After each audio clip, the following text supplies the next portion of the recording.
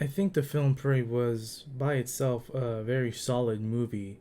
It's oftentimes compared to the other Predator movies as some sort of like level to be compared to, but I believe on its own, it's a very solid film, just simply on its own. And after years of not having a satisfactory movie with the Predator, it's such a great feeling, really, and especially after something like the previous movie, the Predator, which ironically was written and directed by Shane Black, who was in the first Predator movie. It's been praised for its creativity, its accurate and amazing representation of Native American people, the characters and plot points, and the big baddie itself, the Predator. I love this specific one honestly more than the other ones shown in the movies. It's probably my favorite design in general. Its overall design, its weapons, and the creature itself. There's this saying, show, don't tell. And if you're familiar with the lore of the Yautja, which is the name of the species, you can definitely see it applied here. The Yautja are a race of aliens where their whole culture is hunting.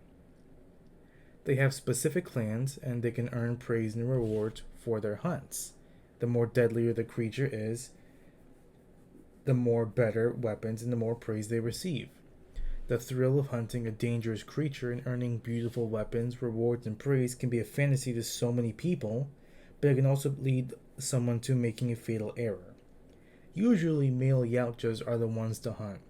There's been several instances of a young Yautja making a brash decision that led him to get hurt, or even worse.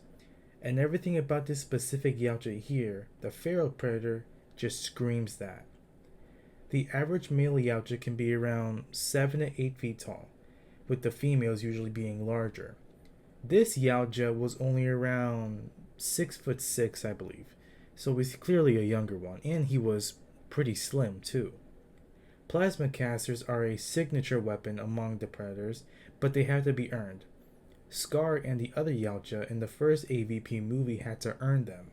In the sequel, AVP Requiem, a predator named Wolf already had his plasma caster and several other weapons and was trusted to hunt down the incredibly dangerous Pred alien. This Yautja, and specifically the feral one, had rather primitive melee weapons on him. Of course, a wrist blade, which every Yautja has, and this time he had a shield and spear that could separate into dual blades. Also, other things like a retracting net and his homing bombs. For his ranged weapons, he had a magnetic arrow gun that went after what his helmet lasers were pointing at, which eventually was the cause of his demise. Now, if you remember what I said about showing and not telling, you'd see where it applies. Everything about this Yout just screamed a young hunter. He made several mistakes on his mission, like risking himself getting horribly injured by the grizzly. He did get injured, but fortunately for him, it didn't seem like it had affected him much. I watched the movie around just one time previously when it first came out, and for some reason I thought that he'd left his spear behind when he killed the other natives. But now that I've watched it again, I realize he didn't. I have no idea why I thought this to be true. He had also collected several trophies to show the other predators for when they come to retrieve him. There was another scene of what I believe to be arrogance when he's killing the French voyagers and he walked right up to one holding a gun and let the bullet ricochet off his mask. Now, he clearly knew that the bullet wasn't going to hurt him. He was already being shot at and his shield and mask deflected the bullets, but it's still a pretty dumb move. That's like me wearing a shark suit and then just jumping in a shark infested water. I know the teeth won't pierce my suit, but I still shouldn't risk getting bit in the first place. But still, I don't want to nitpick, I fucking love that scene. A funny scene that wasn't as bad as the comedy scenes in the previous movie, comedy in air quotes.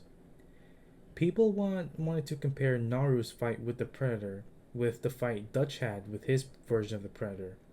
Personally, I feel like it's a false equivalence. There's several things to take into account.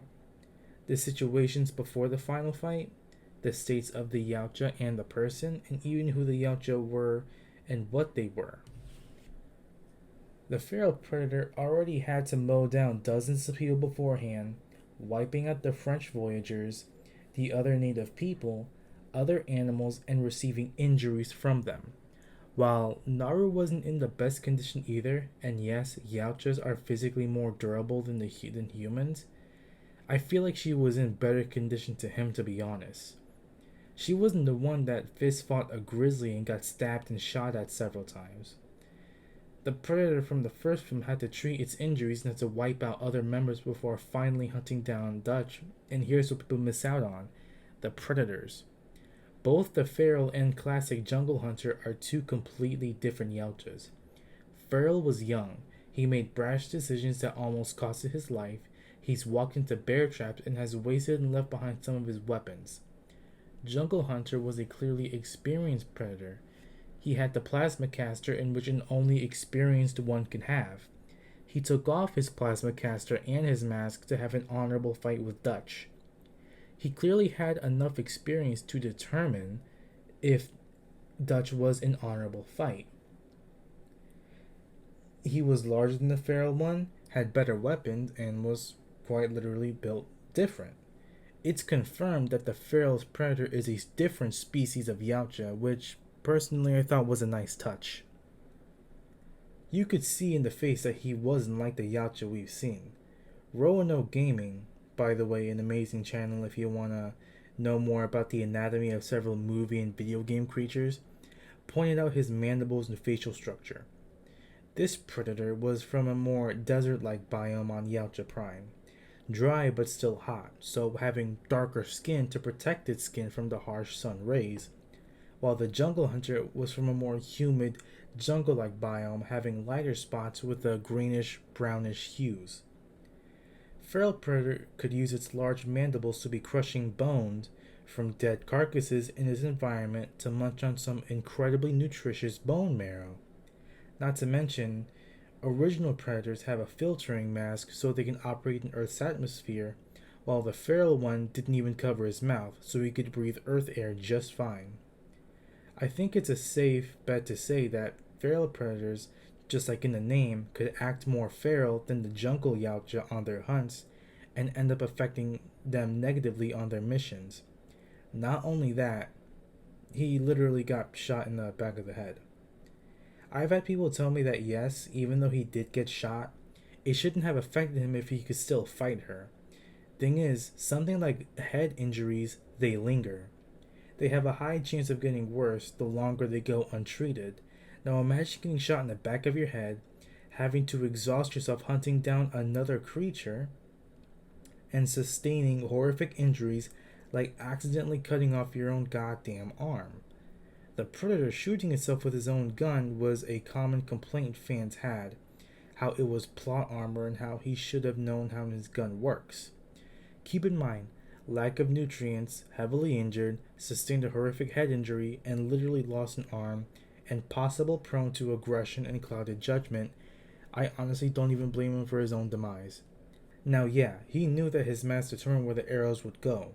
If I was him and I lost my mask, I would either try to get my mask back to use my gun, or simply not have used it until I get it back.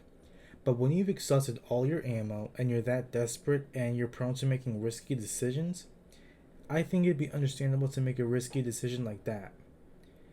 And yeah, one thing that I would have a gripe with is the lack of injuries Naru received.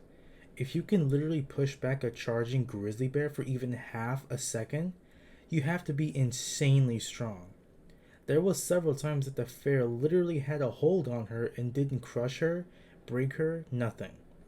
If I was writing this scene, I'd have a moment or two of the feral taking a swing at Naru and actually connecting, leaving at least a bruise on her, to limit her more maybe. But overall, I'm pretty satisfied with the fight, and I am satisfied with the movie. I feel like most of the claims can be rounded off as nitpicking, though some of them are completely valid, and I do agree with. But honestly, I feel like both characters fought amazingly. I love Naru and her character, and I'm so happy that this time the dog didn't die in the movie. And other characters like Tabe were just simply amazing. I want to take this time to tell you about a webcomic that I'm making. I already have 2 chapters out. chapter 1 and chapter 2.5. I had to split up chapter 2.5 because of the webtoon page limit. It's called Celestial Guardians Cosmic Quartet, and I release it on the app Webtoons. You don't have to download the app. You can go to the website, but it's science fiction for high school teenagers abducted by aliens, and we see where it goes from there on. And I have a whole universe based on it and everything. And if you're interested, the link is in the description. I hope you do enjoy it if you are interested. I do want to be honest and say that like I do struggle with things like ADHD, and I'm not that consistent with working on things, but I am trying my best with this webcomic. And so I hope that you take the time out of your day to read it, and I hope you do enjoy it if you do. Thanks for watching. I really appreciate that.